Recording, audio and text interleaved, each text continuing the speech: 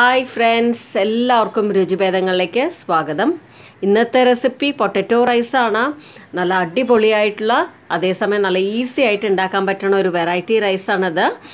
വീട്ടിൽ ചെറിയൊരു ഫംഗ്ഷൻ നടത്തുമ്പോൾ ഉണ്ടാക്കാൻ പറ്റുന്നതും പിന്നെ ലഞ്ച് ബോക്സിനൊക്കെ എടുത്തിട്ട് പോകാൻ പറ്റുന്ന ഒരു റൈസിൻ്റെ റെസിപ്പിയാണിത്. വളരെ ഈസി ആയിട്ട് ഉണ്ടാക്കാൻ പറ്റുന്നതാണ്, അതേസമയം നല്ല ടേസ്റ്റുമാണ്. അപ്പോൾ എൻ്റെ ചാനൽ ആദ്യമായിട്ട് കാണുന്നവരാണെങ്കിൽ ഒന്ന് ആ സബ്സ്ക്രൈബ് ബട്ടൺ ക്ലിക്ക് ചെയ്യണേ. അപ്പോൾ തൊട്ടടുത്തൊരു ബെല്ലൈക്കൺ വരും, അതും ക്ലിക്ക് ചെയ്താൽ മാത്രമേ ഞാനിടുന്ന ഓരോ വീഡിയോസ് നിങ്ങൾക്ക് ഉടനെ തന്നെ നോട്ടിഫിക്കേഷൻസ് ആയിട്ട് കിട്ടുള്ളൂ.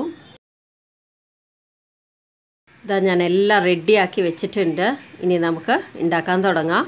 ഒരു കടായിലേക്ക് കുറച്ച് എണ്ണ ഒഴിക്കേണ്ട. അതിന് ശേഷം ചെറിയ കഷ്ണങ്ങളായിട്ട് മുറിച്ച് ഉരുളക്കിഴങ്ങ് ഇട്ടിട്ട് നന്നായിട്ടൊന്ന് ടോസ്റ്റ് ചെയ്യണം. ഒരു 5 മിനിറ്റോളം നന്നായിട്ടൊന്ന് അപ്പുറം ഇപ്പുറമൊക്കെ തിരിച്ച് മറിച്ചിടുക. അതിന് ശേഷം എടുക്കാം. ഇതേ പ്രൊസീജിയർ പ്രഷർ കുക്കറിലും ചെയ്യാം. ഞാൻ നിങ്ങൾക്ക് അറിയാൻ വേണ്ടിയിട്ടാണ് ഈ ഓപ്പൺ പാനിൽ ചെയ്യണത്. എല്ലാ ഉരുളക്കിഴങ്ങും എടുത്ത് മാറ്റി എന്നിട്ട് അതേ എണ്ണയിൽ സവാളയും പച്ചമുളകും ഇട്ടിട്ട് നന്നായിട്ട് വഴറ്റിയെടുക്കണം. ഇതിലേക്ക് ഇഞ്ചി വെളുത്തുള്ളിയുടെ പേസ്റ്റ് ഇടാം. അത് നന്നായിട്ട് വഴന്ന് വരണം.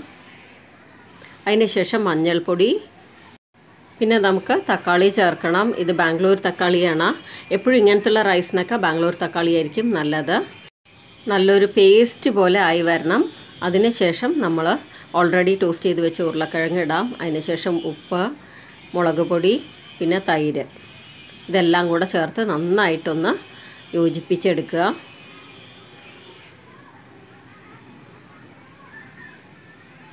അതിനുശേഷം ഒരു 2 മിനിറ്റ് അടച്ചു വെച്ച് വേവിക്കണം. കുറച്ച് വെള്ളം ഒഴിക്കുക. അതിനുശേഷം ഗരം മസാല, പുതിനയില, മല്ലിയില എല്ലാം കൂടി ഇട്ടിട്ട് വീണ്ടും നന്നായിട്ടൊന്ന് യോജിപ്പിച്ചെടുക്കണം. 15 മിനിറ്റ് ബസ്മതി അരി കുതിർക്കാൻ വെച്ചിരുന്നു, അത് നമുക്ക് ചേർത്ത് കൊടുക്കാം.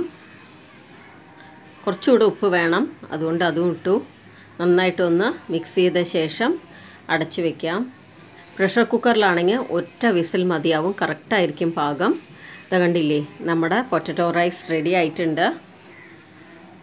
വളരെ ഈസി ആയിട്ട് ചെയ്തെടുക്കാൻ പറ്റുന്ന ഒരു നല്ലൊരു റൈസിൻ്റെ റെസിപ്പിയാണത്. എപ്പോഴും ഇങ്ങനത്തുള്ള റൈസൊക്കെ ഉണ്ടാക്കിയ ഉടനെ സെർവ് ചെയ്യരുത്. ഒരു 10 മിനിറ്റ് സ്റ്റാൻഡിങ് ടൈം കൊടുക്കണം.